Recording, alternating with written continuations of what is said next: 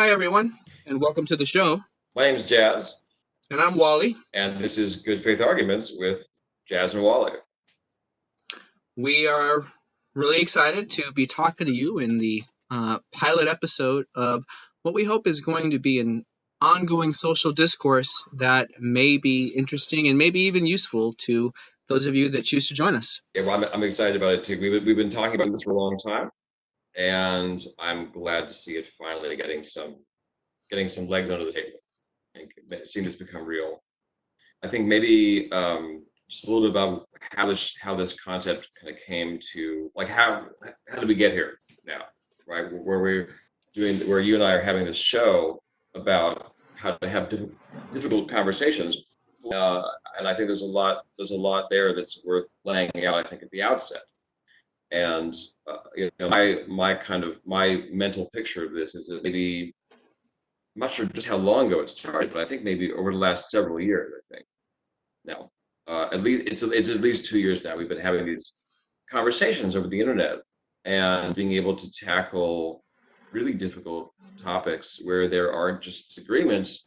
There are disagreements that are usually very emotionally charged when you find that someone is not totally on the same page with you about something that's very sensitive in terms of current political events for the most part, and really privileging clarity and sort of the assumption of acting in good faith. And I look on social media and I see everyone almost trying to not do those things. And I think at some point we said we should be having these reasonable conversations between two reasonable people who may not agree publicly. The idea that reasonable people who have the same literacy of the facts don't have to agree, and that's okay. So, that's kind of where I see it. Totally agree. So, a little bit of background. I've known Jazz since probably about 1996 or so. That sounds about right. Late Cretaceous. Lost touch a little bit along the way as people go on their own personal journeys, as they do. But we had the opportunity to reconnect within the last 5 years or so. And I personally have Yeah, observed yeah, that discourse and dialogue with Jazz actually does a lot to present to me a point of view that I might not have necessarily considered, while at the same mm, time being able to come from a person that I'm able to listen to. I think there's great value in being able to have a discussion with somebody that you don't necessarily agree with, but also self care is a real thing. You can't just try to argue with just about anybody, especially when not everyone is inclined to try to see your point. And so, Jazz and mm, I have had the opportunity to engage on a number of topics in a productive and intellectually stimulating way, such that we felt, you know what? If we're getting this much out of this, and if the people that are reading our Facebook interactions are getting this much out of this, maybe it's time to reproduce this in a different format for folks to consume. And so, to that extent, we welcome all of you for joining us, and we're really excited to bring you our discourse in this new format. likewise, absolutely. So, I guess maybe because we are more or less unknown in the social media universe beyond our immediate circles, maybe I have a little more, I guess, broader exposure because of the having been involved in different podcasts and sort of content production for other Instagram channels for a few years, not on a high level, of course. But people don't really know. People don't know.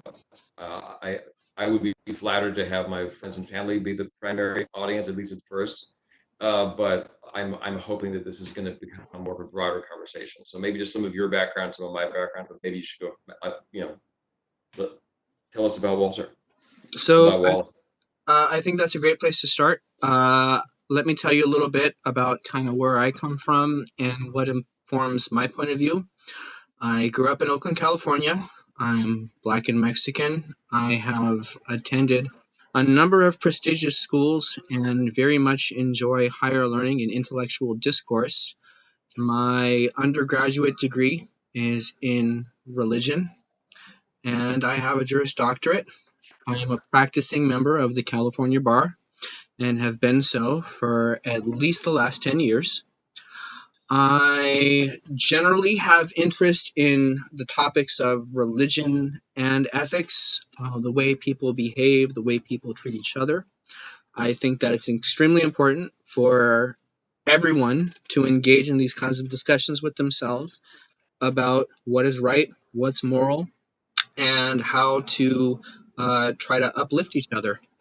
Uh, I have a number of other interests, including musical theater and superheroes. I mentioned the superheroes in particular because I have always felt that the superheroes that a culture has tell us a lot about who that culture is and what they aspire to be. I'm not just talking about Batman, Superman, Daredevil, Spider-Man. I'm talking about Gilgamesh. I'm talking about Jesus. I'm talking about folks that have had stories told about them for years upon years. Uh, I mentioned that only to mention that at some point along the way, I'm sure that one or two folks in tights are going to come up in the course of our moral discussions, and I don't want it to be out of left field. And I wouldn't want it. I wouldn't want it to be because one of us is wearing tights. So I can't prove it's not me. Right. Well, that's the element of mystery is keeps people guessing, so to speak.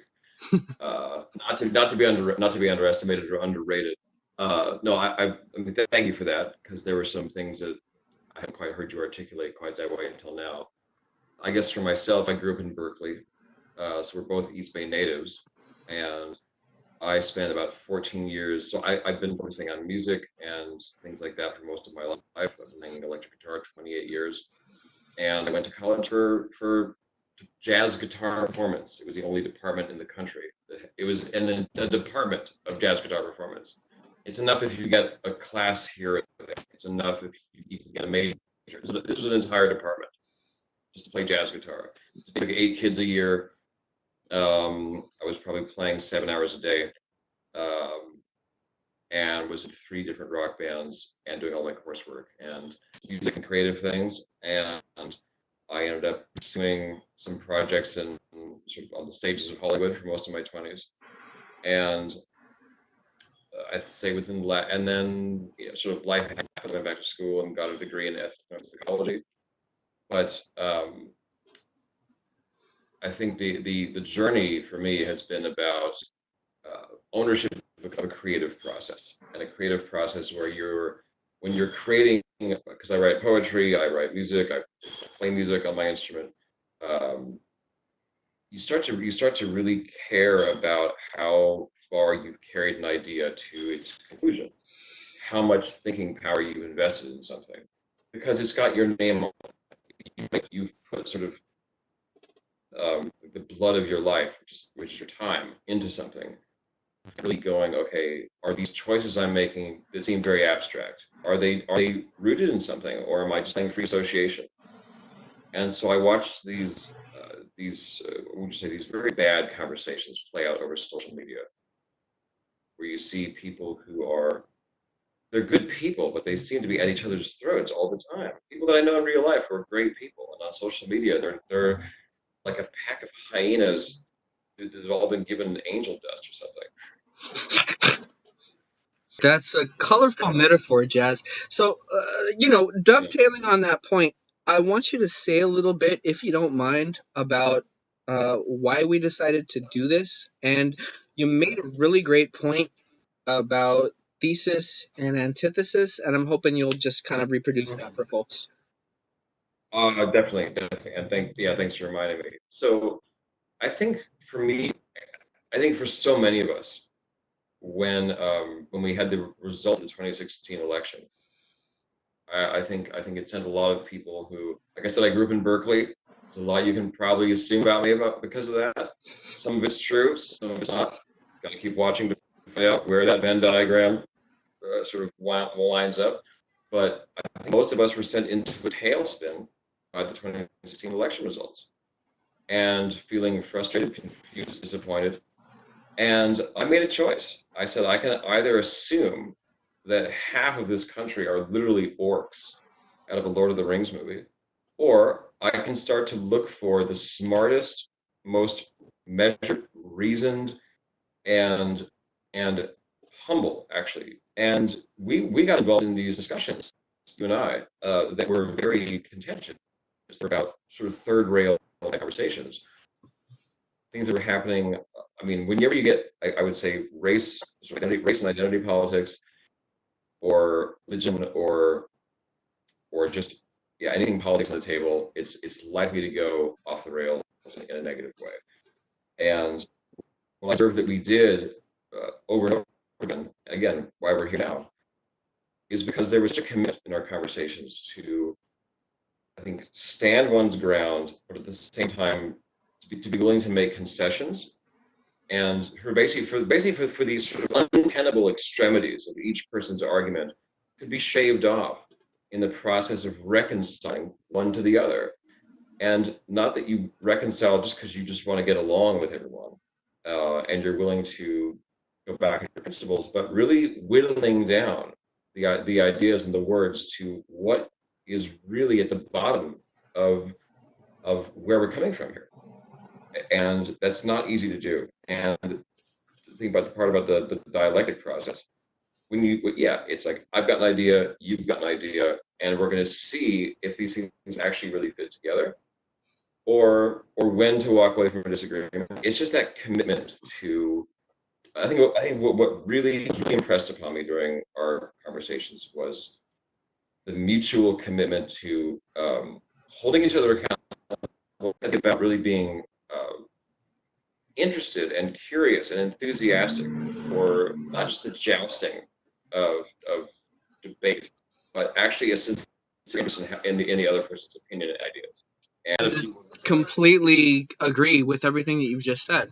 I think that mm, you and I disagree frequently, but also right, I've had the experience of disagreeing frequently with people and having that be an emotionally assaultive and detrimental experience. And that's never been my experience with you. right. Quite to the contrary, I've had the experience of interacting with you and being able to get a point of view that I might not otherwise have been able to get, but that it comes from you in a way that I can hear. And so I often think Mm. of you as my favorite person to disagree with. And I dare say that that's the entire Uh, reason we're doing the show. Agreed. So I guess probably without further ado, let's just jump right into the piranha-filled uh, Shark Tank, right? That this whole business of, I mean, everyone's talking about this, of course. Some people are doing a lot more than talking about it, right? But this whole tragedy of the gentleman who was crushed under the knee Mr. of Floyd, George Floyd. George Floyd, right? And I saw the video, and it was just absolutely like bone curdling, just chilling to the core. But to see that happen in the middle of this, this epidemic lockdown, having unprecedented levels of unemployment, and people are already pushed to the breaking point, and then this happens. And I think there's a lot to unpack there, because if there's ever a time where people are strained emotionally to the point where it will be really difficult to discuss something that charged calmly, I think this is it. I don't know of any better place to start, because that I mean way that officer killed out of control, and look at what's happened as a result. So I think, I'll kind of just hand it off to you right now, but I think that's what I mean. This is clearly on everyone's mind right Mm. now. I can't go 3 seconds on social media without seeing every like a slew of stuff. I mean, this is sort of the national moment right now. This is the public conversation to be having, and what better place for us to start? So I think of the classic line from Romeo and Juliet. It's Benvolio's speech, where it's a hot day out. And Benvolio says, now is the mad blood stirring. He's talking about how it's a hot day out and people's blood is up at a time like this. But, it really applies to me, to the current time. 2020 has been a tumultuous year. We've got a lot going on this year. Forget this global pandemic. We very nearly got into a conflict with Iran at the beginning of the year. There's just a lot going on at this time. Yeah.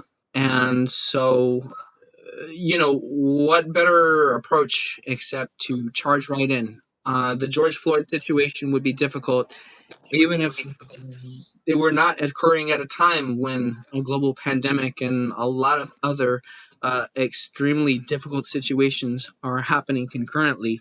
But it's happening now, and we who find Right. ourselves present on the I earth mean, at this time one got to more deal with land it. up to you.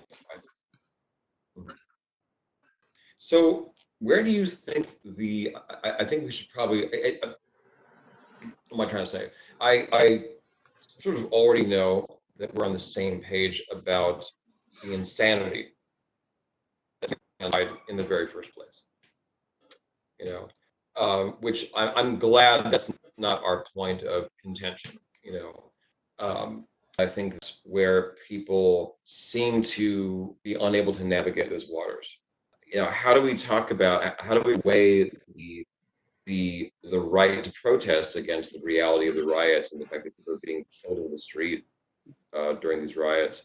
Um, I mean, what's your take? I mean, especially someone with a practicing member of the state bar. I mean, the line between the constitutional right to free assembly to demand a redress of grievances So I really versus appreciate. Don't let me interrupt you. I was just going to say I really appreciate that you brought up my legal background. The old saw that to a hammer everything looks like a nail. Well, to a lawyer everything looks like a legal issue. Um, mm, so mm, I'd say a couple of things. One, with respect to the initial incident regarding Mr. Floyd, the Fourth Amendment of the U.S. Constitution says that the people have the right to be free in their persons from unreasonable search and seizure. Excessive force right, violates that because it's an unreasonable seizure. That's the state of the law. mm, That's the state of our jurisprudence for a long time now. So there's no question mm, that what happened to Mr. Floyd was wrong. Um, but as you say, there are other rights to be taken into consideration here. Obviously, there's a right to free speech. Obviously, there's a right to freedom of assembly. Um, and obviously, as you say, in the same First Amendment, there's a right to seek redress from the government when we are wronged. But it's not an absolute right. And so this is the hard question we find ourselves faced with is where does that line exist? And where does that line exist for that matter during a global pandemic? Never mind that people are gathering en masse and that damage to people and property is happening. You know, it's happening at a time where just the mere fact of being out and in contact with other people is itself fraught. And yet, this is the moment we find ourselves in. absolutely. I mean, it couldn't be, on some level, it couldn't be a worse time. I'm not there's a better time to which one should defer, killing a man who's already restrained and on his stomach and handcuffed behind his back. I'm not saying go ahead and do it some other time, but to have it happen now, um, when I mean, to your point, you've got people who are looting stores. I mean, it's like the Rodney King riots all over again. I mean, Los Angeles was on fire. Just the city was on fire, and the what we're seeing now is spread a lot farther than the Rodney King riots did. Don't let me interrupt you, Jazz. I was just going to say, I think that's a great point. And I often think that some of the behaviors that we attempt to proscribe through the legal system are behaviors that are kind of endemic to Mm. human behavior. Now, is it okay to rack up 3 or 4 or 5 DUIs and kill somebody? No, it's not okay.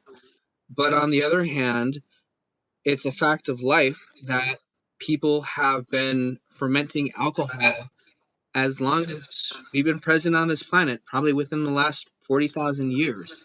And it's a fact of life that Mhm. we deal with difficulties in our lives and that it gets us down and we get depressed and that addictive behaviors are a part of all that. Now, am I making excuses for anybody? Am I making excuses for the drunk that, harms anybody? Absolutely not.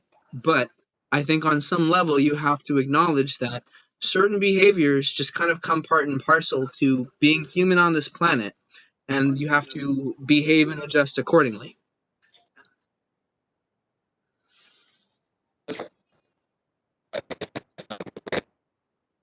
And the mob mentality are, to your point, they're symptomatic of the same. It's exactly what you're speaking to. And to say that something is, well, I'll say it this way: there's a very important difference, which I think you um, implied without explicating, but it was there. The difference between recognizing, um, I would say, the errors that we're prone to because of our human nature, versus sort of self-exonerating the behaviors just because they're natural. That what is that? That's the logical fallacy called the argument from nature. The idea is that if this is just how we are, then that has to be okay. Well, it's not. Psychopathy occurs more than most people realize. Sociopathy occurs much more in our population than people realize. I mean, it's something like 30% of people, maybe more, are sociopathic or psychopathic.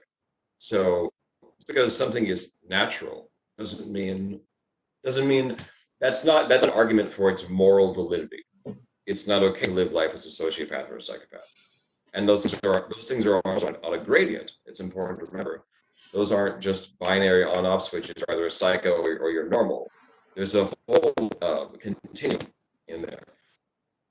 So when you see, but again, to not commit the argument from nature fallacy is to say that just because something's in our nature, just because something seems to be wired into us, that we have to somehow be held hostage to that. No, I mean, I've said before that a human being is something trapped between a thinking beast and a fallen angel. You know, so we're self-aware enough that those lower instincts are things we're able to examine.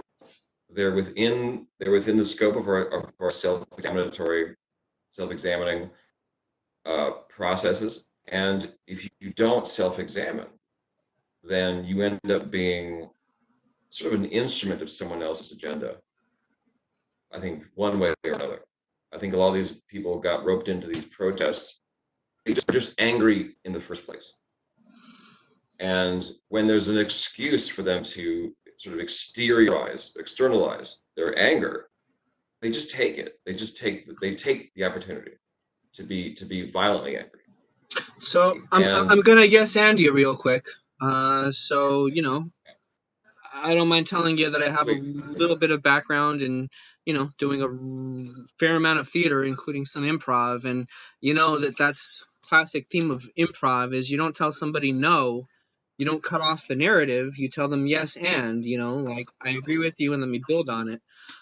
My yes and for the point that you just made is, right, I think you're directly right. I think a lot of people tend to use protests as an excuse to riot, to express their latent frustration. They may not even necessarily identify with the cause, but they will do it. I know that I saw this during the time that I was a public defender, witnessing the Occupy movement and witnessing that folks were showing up that weren't mm, necessarily there to engender discourse about economic inequality so as much as they were to break stuff. I think that's a real palpable thing that people do.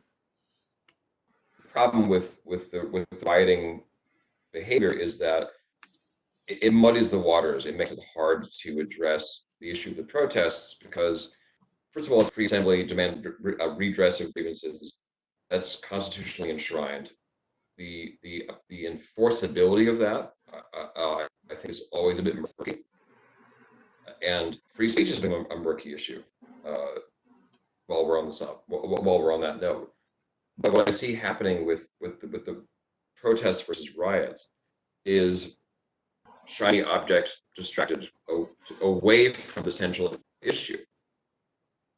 Like, don't let it be this red herring luring you away from the core issue of the fact that this man's life did not have to end that way on that day for that reason. It already had him restrained. You show me the video of that guy, handcuffed behind his back and his ankles, still beating the shit out of other police officers. Then maybe, not even yes, I'm saying maybe, because the video that I saw was a guy who had no ability to get the upper hand and was still being crushed under these guys. You know, that's got to be that's got to be the conversation. But how do you address the riots without, I guess, getting sidetracked from that? I think it's not obvious how to do it. And when people start criticizing protesters or rioters, rather, then it becomes, oh, you're going to gaslight this whole thing and just use the rioters to discredit the entire movement. It's like, no, I've said enough about it. I want to hear Well, what your I thoughts mean, about that are. I think you're making a very reasonable point. I mean, the truth of the matter is, there are folks that are out there that are protesting peacefully, that are angry about an injustice that happened. Mm-hmm. There are folks that are out there breaking windows because they're looking for something to do. And there's folks in between, frankly. There's probably folks that are out there breaking windows because they're angry. Right.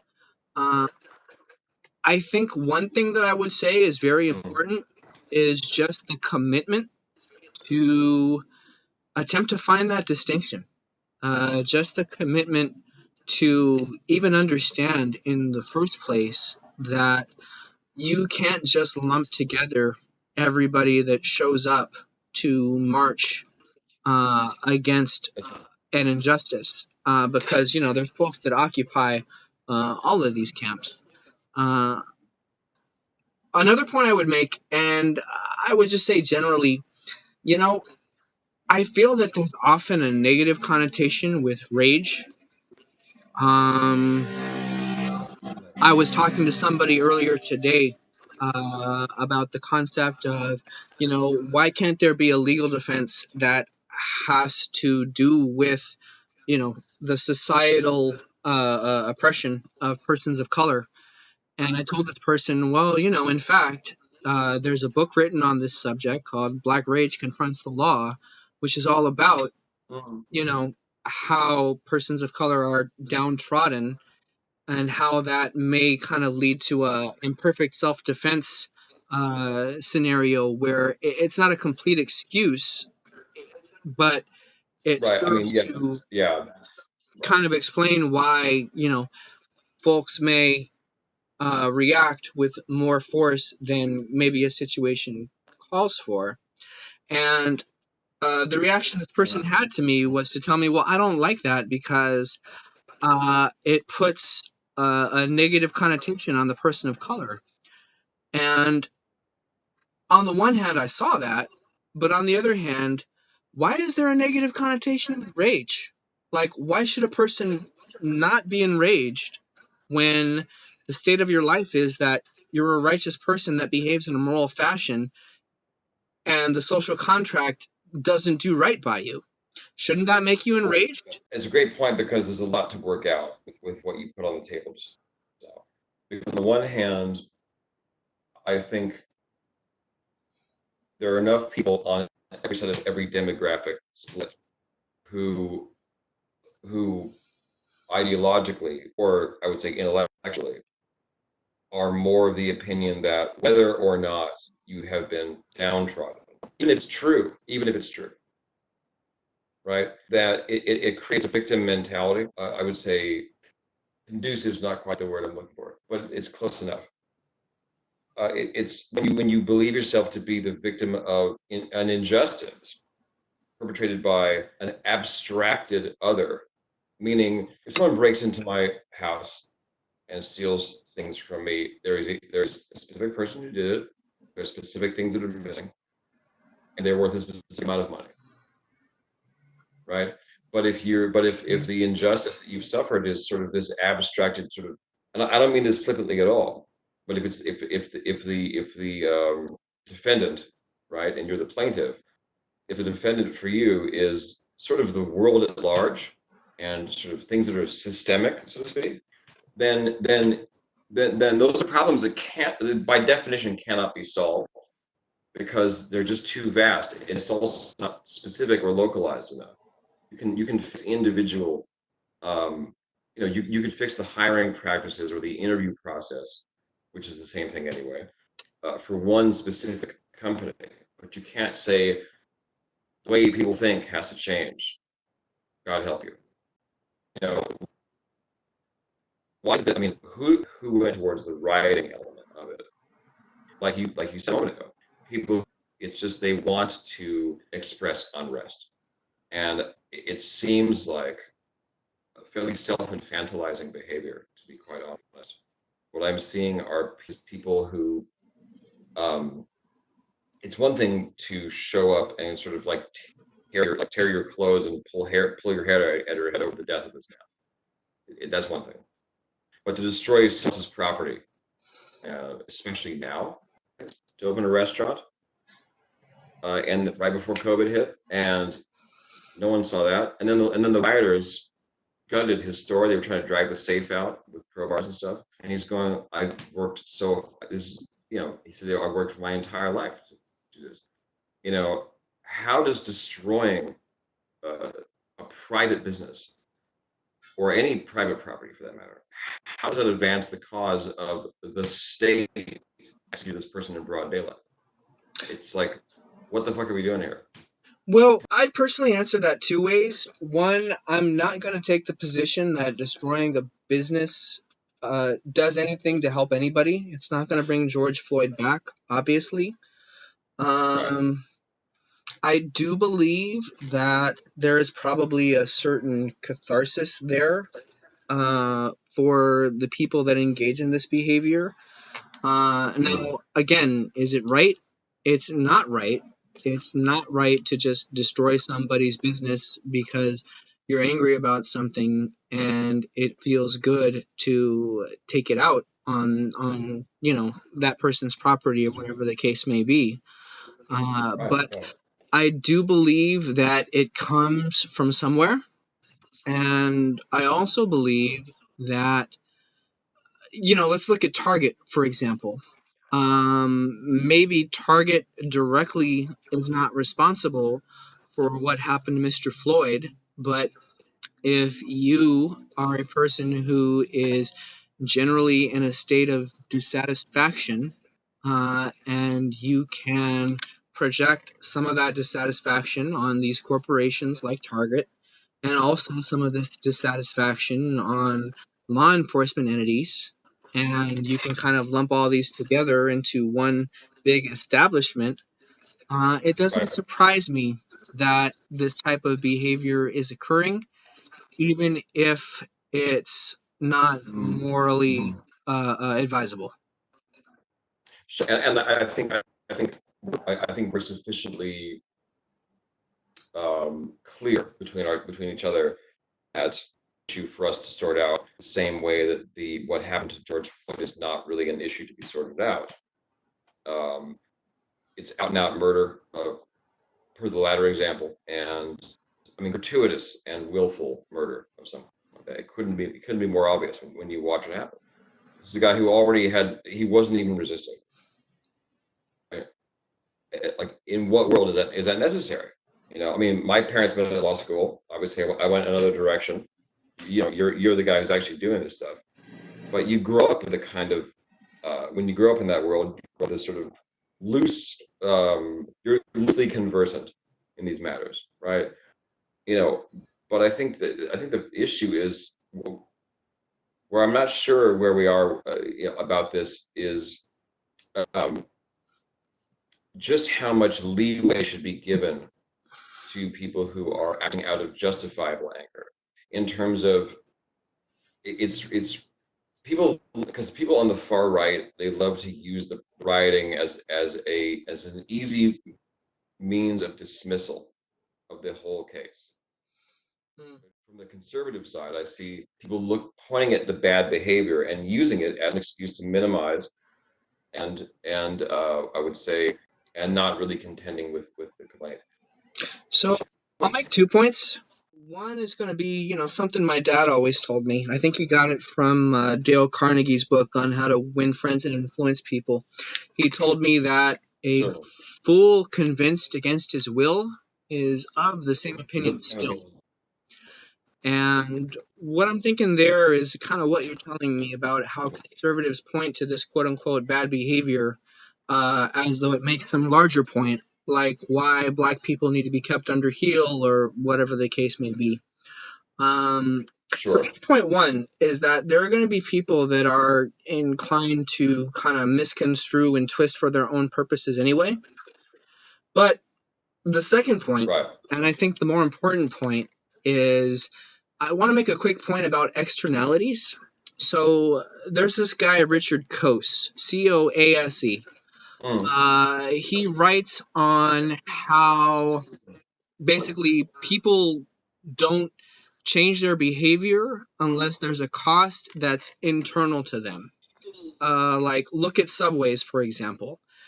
If I can jump the turnstile and get on the train mm, and not have to pay a subway fare, mm, then I'm going to go ahead and do that.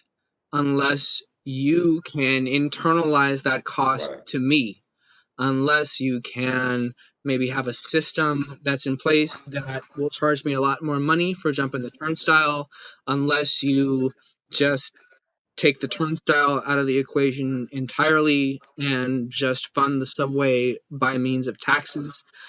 The bottom line is people are not going to change their behavior unless it mm, affects them. And so, by way of analogy, I think that the angry protesters don't stop breaking windows and stealing property unless it's internal to them that that has a cost to a person whom they can feel empathy for. And also, I don't think that we fix the police enforcement problem until people really understand that it's not just bad people or black people or persons of color or however you want to define it that end up potentially in police custody, potentially in danger. It can be any one of us at any time, and so we need to be looking right, out for all of us. right. I mean, yes, exactly. And to your point, there's a guy named John McWhorter. I'm not sure if you're familiar with him or not, Hmm. but he is an etymologist. Basically, just to kind of put things in, I think, crassly demographic terms. A black PhD guy, left leaning, sort of comparative literature PhD guy, right? And his book was about ebonics and clarifying what it did and didn't mean, and trying to cut through the noise around it. Hmm.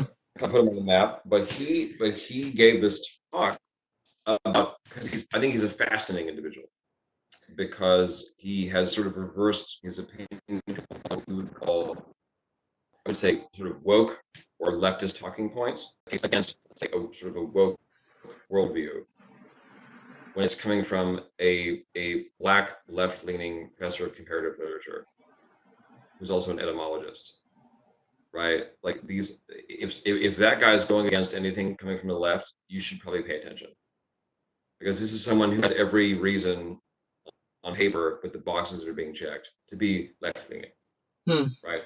Like, someone who, an African American, grew up poor, who had all kinds of just grief piled onto them, who is now self-made man or woman.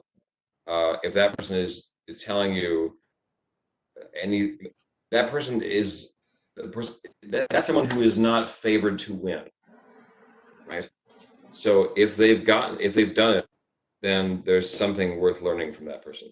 What John Porter said is, it was something to the effect of that this around the exact same. He gave this great talk about he argued that anti-racism hurts African Americans more than racism because he said that it silences certain facts from the conversation.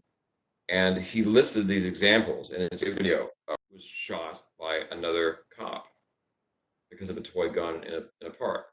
Same with Philando Castile. Same thing happened to a white guy with Arlen Sterling. Same thing happened to a white guy almost within 3 days of the thing happening.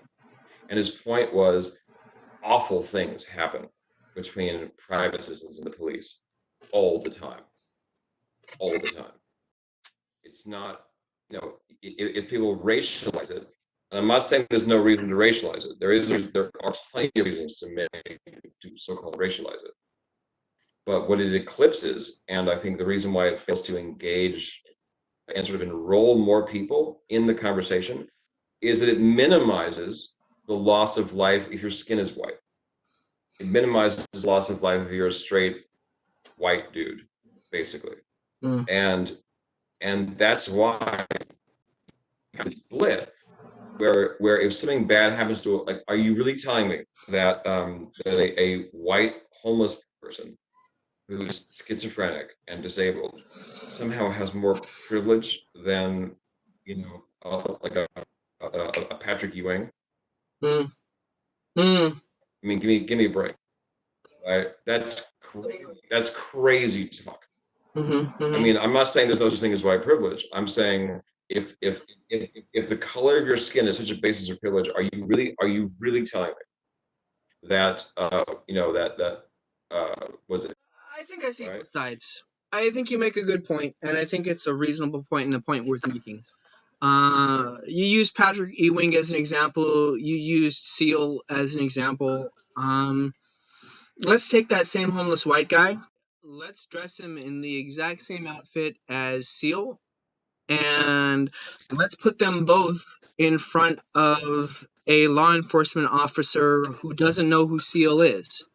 Now, in that scenario, I dare say Right, that societal worldview, etc., inures to the benefit of the homeless guy. But also, that said, I mean, it's not just right, about race. It's not just about race. It's right, about privilege. It's about how much money you have.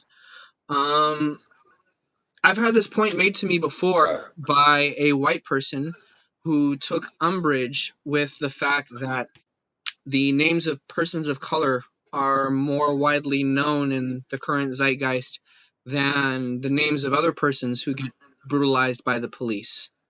Uh, he wanted to know, why do you know the exactly. name Well, of yeah, Philando exactly. Castile? And Why do you know the name of Tamir Rice? Why don't you know the name Daniel Shaver? Why don't you know the name Suresh Bhai Patel? right. And my answer to him was, I do know Well, those names. I'm not here to tell you that it's an issue for people of color. many, It's an issue for people generally. And also, I dare say being a person of color doesn't help. well, and I think that anyone who pushes back on the assertion that being black or Hispanic or just dark skinned, it doesn't help your chances. I think anyone who pushes back on that is just not honest. They're just not, I mean, I think that's the reality of it. It's just dishonest to say that we are this blind, colorblind meritocracy, and that the market there were such kind of bring the bone capitalists, right? That will just go with the best candidate. Well, first of all, people are at a disadvantage from becoming viable candidates in the very first place because of where they're growing up and not having, you know, parents who are together, all kinds of things. I mean, there's more than enough data on this kind of thing. I think the way this relates to the protests versus the riots, feel like the only way their voices can be heard is if they're burning things to the ground. Mm. And whether that's true or not, whether it's true or not, that's the only way their voices can be heard. Because I'm not convinced that it is. I'm not sure one way or the other. Actually, I'm still sort of sorting this out. But if you believe that the only way you can make yourself heard is by lighting a car on fire, breaking into a building, like being on like, and then it's conflated with this issue, right? This is the issue of George Floyd is now conflated with why people are throwing bricks through windows. I had to walk back to my neighborhood in San Francisco today from what was it? Larkin and whatever. It was in the sort of lower Nob Hill Mm. neighborhood, probably 0.8 mile walk. I walked past three major storefronts with windows broken that had clearly been looted. Well, on the one hand, the looting does correlate to this reality of George Floyd being not. I'm not speaking as a lawyer here, but I'm going to say murdered by that police officer. I'm just going to say it. I'll give you murdered. What else do you call that? Speaking as a lawyer, I'll give you murdered. Well, I mean, I guess what I'm saying is, you know, you have the very legitimate issue of this man's death being almost an inexhaustible source of sadness and trauma and just like numbing levels of pain, I think, to see that happen to somebody. First of all, the video is just chilling. I mean, I mean, this is a snuff film with police officers. Yeah. Yeah, that's what it is. Who don't know they're in a snuff film. I mean, how if that doesn't get you right, if that doesn't feel like a vulture's talons sinking into the middle of your chest, I'm not going to say if you're not upset, you're unfeeling. I think I think that kind of language is not helpful by definition. What I'm saying is, if you can watch that video without feeling, I mean, if you don't feel something when you watch that video, it means, dear viewer, that you are either a sociopath or a psychopath, because everyone else would feel something. Yeah. Everyone else would feel something, and there are a lot more sociopaths and psychopaths in our population, and we realize it's about 30%. So it's not 1 in 10. It's more like 3 point whatever in 10 actually, which is a bit more. So own up to it if you don't have an emotional reaction watching that video. Own up to it, because believe me, you're far from alone. And I don't mean that to encourage psychopathy, obviously, but the idea, I think where I'm going with this right now is, what happened to this guy is utterly insane. And I don't hear a lot of arguments to the contrary. I actually don't. But when you have people breaking into stores and causing violence, yes, it brings more attention to that issue. And but I think the reason why people are so quick to lash out violently has less to do with the systemic problems facing them. And if you have not gone into the cave where the dragon that is for you to slay is waiting, you're not going to walk into the forest like Gilgamesh, sword in hand, to slay the dragon. Well, then the instinct to do so really never leaves you. Mm. It's instinctual. Mm-hmm. So you will jump at any sign of conflict because your desire and your need actually, your non-negotiable need to live a heroic life is going to be misplaced and misappropriated onto, okay, this man died tragically, and people see that as their moment to fight the great evil. You already have to slay, so to speak, that is sort of intrinsic to your purpose. I think very easily roped into things that have nothing to do with why you're angry. They're just an excuse for you to act on your anger. And it does make the conversation around George Floyd harder to have, and that is grossly unfair to him. Nothing else. Agree. Fully agree. So, I guess my question, since we're coming up on an hour now, and my son is starting to beat on my door a little bit here, is Yeah. where is I feel very spoiled by the time. I'm very happy to spend the time. I think it's a very good use of our time. Um, I know we're not going to solve it today, I agree. Right. but I guess my question is, where is a useful place Mhm. to try to leave things, or where is a useful kind of premise to try to pick up Ah, next time? And it's okay, frankly, if we mhm. can't come up with one, because, like I say, this is a complex issue, and you know, I dare say But people have been wrestling with it for a longer it, time. people have been wrestling with these things for a lot longer than people are aware. Uh, I think that's a very worthy question. I think my my best guess at where to leave it would be to say that I feel really good about how we've waded into these waters, the subject, and I've presumed areas of agreement. If I was wrong, I know I would have heard it from you. Because if I'm gonna say, "Hey, I know we're both big Nickelback fans, right?" How fast does the other person go? Well, actually, I'm actually, right. It's like follow the cross, so, like Listen, I don't know what you've like heard about me. right. So, um, I'm very happy with how we've been able to examine, I think, ideas of privilege, of sort of systemic oppression. Um, these are topics that usually don't. These are conversations that usually don't end well. Mm, Is really what I'm saying. mm. And they end in very unproductively emotional, sort of, for lack of a better word, sort of verbal ejaculating, right? Just unthinking. Uh, so Well, and that's that's Dr. usually Floyd, the right music pleasurable, on. right? Fine. Sure. But the idea of mindlessly interjecting something, right?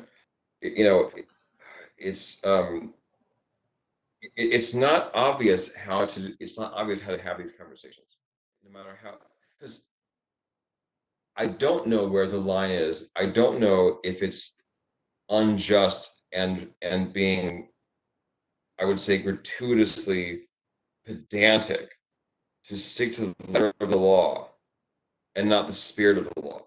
Where do those things diverge? Is this a situation that is so not just extenuating, um, but really extreme? Where we are on this spectrum of things right now. We're in a Mm. global pandemic. This thing, you watch this man being murdered in broad daylight. At what point does the letter of the law adapt to the spirit of the law, which is to say that these are people, you're talking about people who are being pushed to their breaking point, and then they see that happen. What can I possibly do to indicate that I'm not a threat to you? And I don't know. So of course they're fucking angry. Of course they're angry because they're going, tell me what I got to do to get you to not kill me. I'd love to know if there's a rule book on this. Like, maybe share it. That's an insane place for human beings to be with relation to what should be their custodians. Mm. Mm. Geopolitically speaking, that's crazy. That's crazy. Tell me what I have to do for you to not kill me. Because being handcuffed behind my back, by my ankles, on my stomach isn't enough to stop you from having to keep going. Then I need to know what to say. Like, basically, is there a police exchange safe word? So let me throw Where's the two safe things word? at you. There's no safe word. Please, please. I was just gonna say, let me throw two things at you. So, I'm gonna thing say number better. one is, I dare say that what you've identified, I mean, is very much a trope for persons of color and males of color. How do I appear non-threatening in Mm. public? Is it a matter of smiling more?